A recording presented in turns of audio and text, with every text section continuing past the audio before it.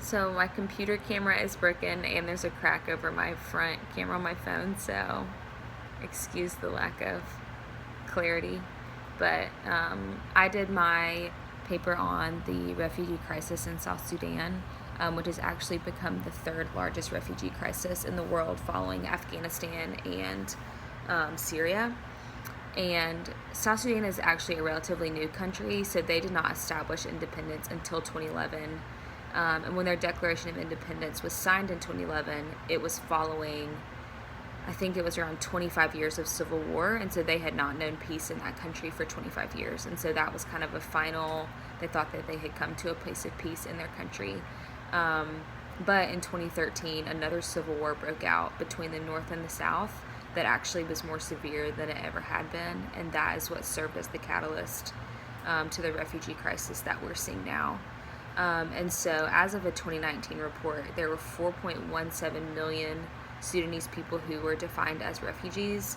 And in that statistic, that's including refugees that have had to flee the country of Sudan or are displaced within their country. And then within that 4.17 million, 80% of them are women and children. And so this is an extremely vulnerable population.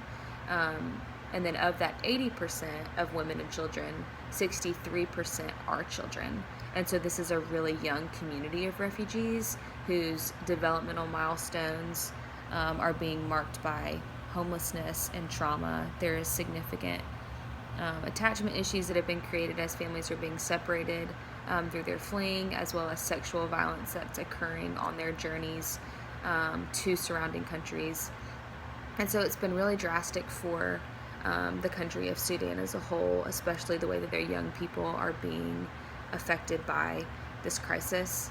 And another significant part of this crisis has been kind of the latent effects or the secondary effects, and that's what's been the most damaging for the Sudanese people. So the Sudanese people have really relied on agriculture and their livestock to stay alive. I mean, that was their main source of sustainability. And so because of this in-country violence, it's so severe, they're not able to farm, they're not able to sell in the markets and things like that. And so this has created a significant famine within the country. And in another report in 2019, 6.6 million Sudanese people were at risk of starvation. And that was defined as its own health crisis outside of the refugee crisis. So we're looking at the refugee crisis being that significant, as well as the starvation and the malnutrition that is occurring in the country as well. And then of that 6.6 million, 860,000 children under the age of 5 are considered acutely malnourished. And so, again, that brings in all of the developmental markers that are being affected, as well as just the quality of the people. And then another effect from the famine, so we're seeing such a trickle-down effect of the refugee crisis, is malnourishment leads to disease, it leads to sickness. And so across the country, across the span of these refugees, the Sudanese people are really sick and they're really weak, and diseases are spreading really rapidly, and especially in the refugee camps that are supposed to be these places of respite for them. And then of that 4 million, that's the bulk of them, 1.6 million are displaced in neighboring countries. So those neighboring countries are Uganda, Democratic Republic of the Congo, Ethiopia, Egypt, and Kenya. And Kenya actually houses the two largest refugee camps. They're currently holding over 60,000 Sudanese refugees. And these camps existed before the Sudanese refugee crisis. And I think were suitable camps. But when the Sudanese crisis did happen and they infiltrated these camps, they experienced severe overcrowding that has left it really unethical and unsuitable conditions for these people to live. And so these camps are severely overcrowded. They are rationing dirty water. They're rationing just maize for a whole family to share. There's not any education. There's flooding during the rainy season, and there's excruciating heat in the summer, and the conditions do not provide a safe place to escape from those things. And so yeah, really the Sudanese people are living at the mercy of these max capacity refugee camps in Kenya, which is their closest option. And then Egypt has also actually opened their doors to Sudanese refugees, but those conditions are actually even worse than in Kenya. And there, rather than just not being given proper care within their camps, they're actually persecuted and they are outcasted for not being Egyptian. And so when they're in the country of Egypt, they're immediately outcast as being outsiders. They're neglected housing, government aid, and just live in a state of persecution. And so that is also not a safe place for them to be either. The most promising I found was in 1997, an Australian. So this existed when the Civil War was happening, even before their Declaration of Independence. But in 1997, an Australian humanitarian aid group through the UN provided visas for thousands of Sudanese people, and that spanned until 2007. So there is a strong prevalence of Sudanese refugees that migrated to Australia when they were granted visas. I think it was around 20,000, and they are still in Australia. So there is a prevalent Sudanese population in Australia. And the hope for that aid group was obviously resettlement. I mean, that's the goal for most refugees, is to return back to their home. But because of the continued in-country violence in Sudan, Australia has not deemed them the funding to return home. They are not considered a priority resettlement group. And that's caused some conflict within humanitarian aid in Australia with whether or not that's discrimination, that they would be neglected funding for possible resettlement, or if that would be a denial of the principle of non-refoulement by saying they should be protected in Australia, since it is still a place of violence in Sudan. So really the future of those Sudanese Australians is unclear, and the people that have migrated to other places are really stuck right now because of how severe the violence still is in Sudan.